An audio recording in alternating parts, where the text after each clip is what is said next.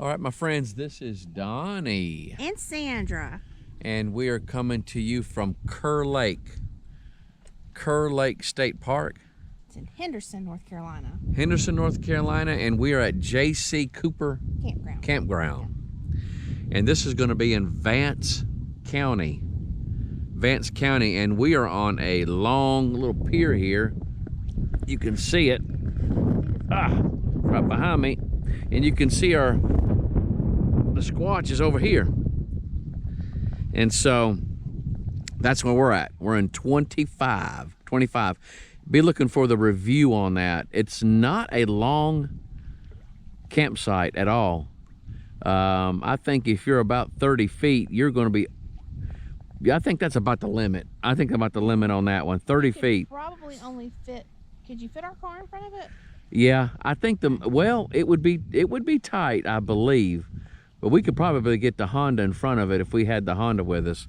But one of the shortest campsites we've been in some that were pretty short before, but this we got here early. Yeah. We got here early, and we called before we showed up, and they would not let us in to the campsite. Well, they would if we paid for the extra night before. Yeah. And we weren't going to do that. Yeah, they said if we paid for another day, they would. And so it's kind of odd. Usually the state campgrounds, if they don't have anybody in our spot, if nobody's in it, if it's an empty spot when we show up, they'll let us in. Matter of fact, the Rolling View. Yeah, the Rolling View, yeah. Rolling View, they let us in early. Oh, also, ironically, we've been in site 25 both spots this trip. Yeah, it was 25 in Rolling View. And this, not sure if this is going to be the last trip. We're having a little sit-down moment. And I'm not sure if this is going to be the last trip of the season. We're kind of pondering it. As of right now, we have 70 counties. 70 counties out of the 100 done. And guys, they just I'm going to share some things with you here, kind of update you. One, for those of you that's been following me, if you guys will remember me talking about the vasculitis that I've been battling with in 2024, it's just a real mystery on what caused it. I still don't know what caused it. They have an idea, but I had it full swing the first part of the year last year. Went and had a bunch of tests done. If you want to know what vasculitis is, look online. There's different layers to it. I had the skin type, the dermal, I guess you would call it, and the wind may mess it up. They're calling for rain later on this evening and into tomorrow, so it looks like I'm going to be pulling in the plug and I'm going to be dumping at the dump station in the rain. I have a raincoat. And so yeah, moral support there. I have a raincoat for you. But at any rate, I had the what was happening with me is that blood was leaking out of the small capillaries of my veins, and it was scary. They ran some tests to make sure that it wasn't damaging my organs, because it can actually be it can be deadly. It can be deadly, and so depending on the type that you have, and luckily for me, I didn't have anything damaging. Nothing was wrong with my organs. Everything looked good, and they just told me. I went to the dermatologist. I mean, I had about three, I think I was a total of 3 blood tests, and they just said, Donnie, we don't know why you have it, but your veins are inflamed. And so you know, for most of the year, cold weather would ignite that thing, would trigger it. Cold weather would trigger it, and I would have huge patches of red in my skin. It was horrible. I mean, it was just really bad. Forearms would get it, and it just looked horrible, and it burned like a sunburn. And so if you ever put your warm hand on a sunburn and feel that burn, that's what it felt like.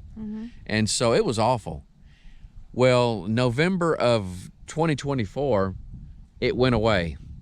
It went away and it has not come back. And I've been waiting to tell you guys about this because I wanted a history. And I have been in some really cold weather and my skin has gotten whelped up and the vasculitis is gone. And so after I went to my last physical this year, they told me that they believe that a virus that I did get sick about 2 weeks before the first flare-up started. And they said that a virus can cause it. Sometimes it can be something you ate.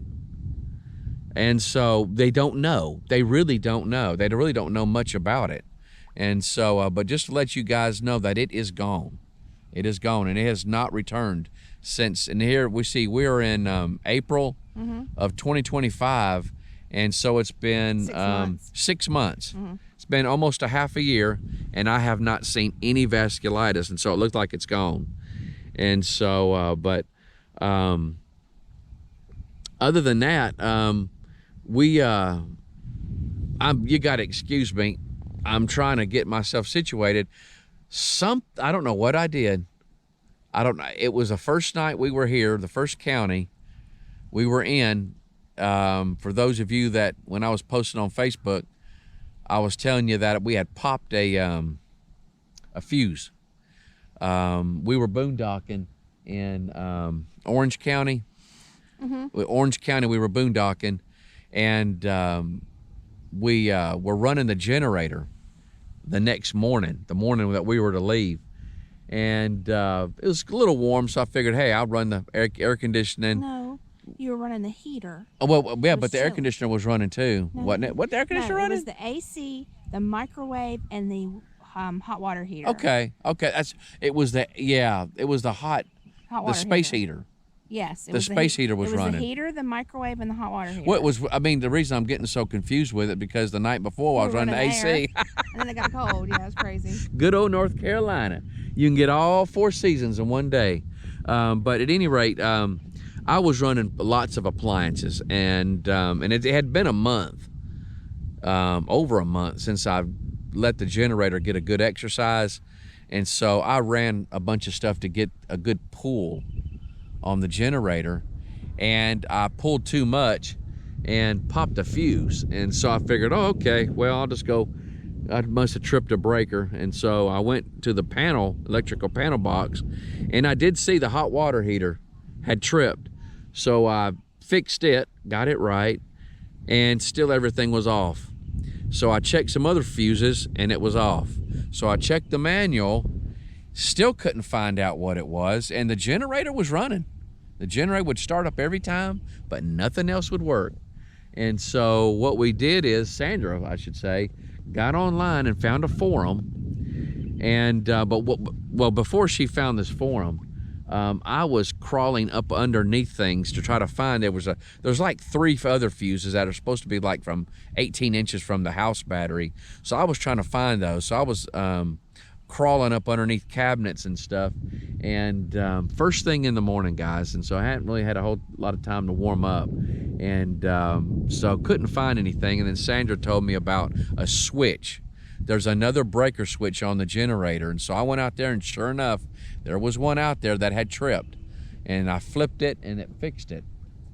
Well, we got our coffee and got everything taken care of, and we left. And we got to, that was Durham County. Got to Durham County, and I got out of the motorhome, and I felt a pain on my right-hand side of my back. Not lower back, kind of where the rib cage would be. I just felt a pain. And that has been aching me ever since. I don't know what I did. I must have pulled something. And that has been hurting like all get out. I've taken ibuprofen and it won't touch it. And so, but it's like the back towards the rib cage. That's the hardest part of it. And it is hurting like all get out. And it really surprises me because we've been hitting the YMCA. We've been hitting the YMCA for the past couple weeks. I've been taking up swimming, and I've been taking this class called the push class with Sandra. And it's all women. I'm the only guy that's there. And let me tell you what, man, you want something that'll kick your butt? This class will kick your butt. I don't care how much of a man you think you are. These women will kick your rear end. And you do it with weights. You do it with weights, and you've got like different exercises that you do, and you only get 10 seconds. Recovery. A 10-second recovery time. That's all you get. 10 seconds. And it's an hour class. class. So you're busting tail for a whole hour. Guys, I have been the sorest I've ever been going to this class. And within 2 weeks of doing this class, we've only do it on Tuesdays and Thursdays. Yeah. Just 2 weeks of doing this class, I can feel a firmness Yes. in my body and my muscles and stuff in just 2 weeks. 2 weeks. And so I remember when the instructor was asking me about it, how I felt, I'm going, oh my gosh, I'm sore. And so now that in doing the swimming, I am going to try to attempt to knock off 40 pounds. And so I don't know. I thought it was 30. 30 pounds was what At least 30 was the minimum. Yeah. But I want 40. I want 40, but if I told Sandra, I said, if I could get 30 off, I'll be happy. And but at any rate, that's what my goal is. And so but at any hoot, we have a grandchild coming. Mm-hmm.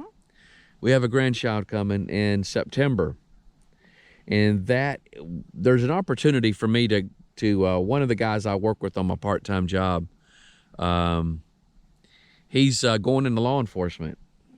And we talked about it and stuff, and so he may be leaving here soon. And the job that Sandra and I work is a little security job on the weekends. That's all we do. And Sandra works the jewelry, appraising jewelry for a thrift store whenever they want to get ready for a sale. And so she does that. It's kind of hit and miss whenever they use her. And but other than that, there's an opportunity when this guy's leaving. It's going to kind of coincide perfectly with the grandchild, and so the in-laws are all kind of getting together, and they're going to kind of tag team and watching the baby and enjoying the baby, and until the child is ready for preschool. And so we don't know. We're thinking of that. It could put us out of commission doing what we do now as often as we do for at least another 1.5 to 2 years. And so I don't know. And so it's not bothering us. It's not a big deal. There's no hurry to do all these counties. And so, but what I'm thinking about doing, there's a local campground that I'm going to use about once a month to just exercise the motorhome. And so I'm thinking about doing that, except for the summertime. In the summertime, I probably won't do anything. This is just the cold months. And so, but we still may take a trip maybe once a year, maybe twice a year. It really just depends on how things go. We don't know. This is all kind of just up in the air, but our travels may stop for upwards of 2 years. And so, but as of right now, we have 70 counties done out of the 100. And Which so is a lot. It's a lot. We did a lot. We have done a lot in 4.5 years. Yep. 4.5 years of owning the motorhome.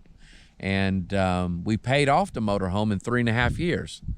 And so the Lord really blessed us with opportunities and to make money. We are afforded to have the extra money to pay it off and to get rid of a bill that when we originally got the loan, it was a 20-year loan. 20 years, guys. Mm-hmm. And the insurance payment, not the insurance, but the interest. The interest, if we would have paid just a minimum amount, we would have paid $55,000 in interest. And that's exactly what the motorhome cost. Yeah. The motorhome cost $55,000. Yeah. And so now I've added another $10,000 worth of stuff on it. And so levelers, we put a Flex Armor roof on the top, a spray Flex Armor roof that is a permanent seal We don't have to worry about going up there putting sealant and stuff. So anybody that wants to check that out, look at my review on the Flex Armor roof. And it's already gotten several thousand views. And I've gotten some pretty good responses out of that. And the company thanked me for doing that review for them. And but that was the best decision I've ever made for that motorhome, is to get that. And so, but you can see the clouds in the distance. It's coming. It's coming. So it's about 60 or 70% chance of rain for Friday. And but other than that, my friends, that's about it. You got anything else that I missed? I think we kind of covered everything. I don't think you missed anything. Yeah, it's just things are happening to the family. Yep. The next chapter. We're going into another season. We're going to, you know, I already feel old already. Now I'm going to be called Grandpa. Papaw. Papaw. I don't have to be called anything special. Just, you know, call me for dinner if you want to. But at any rate, guys. Are you going to be like Hey Arnold's grandpa? Yeah. Hey, short man. Oh my gosh. Or the Rugrats. Yeah. Oh, the Rugrats. Call him Sprout. Hey, Sprout. Hey, Sprout. And, but I don't know. It's, for those of you that's been watching us, and, you know, when Sandra and I started doing this whole county thing, it's just, it isn't like we wanted to try to make money. This isn't like, for those of you on YouTube and stuff, this is not something we tried to make money on. Oh. This is just something we wanted to share. And so we never intended on it to really last, actually keep going, at least the RV stuff. This is no more than us just sharing our experiences, trying to do all 100 counties of North Carolina. That's all it is. And helping other people that have RVs, places to park. Yeah, because we were learning about RVing and campgrounds and all the other platforms and stuff. So that's the reason we share what we share. We're not claiming to be experts or anything like that. Believe me, we're not. No. We have been learning. We made some mistakes. We made some mistakes, and we've learned.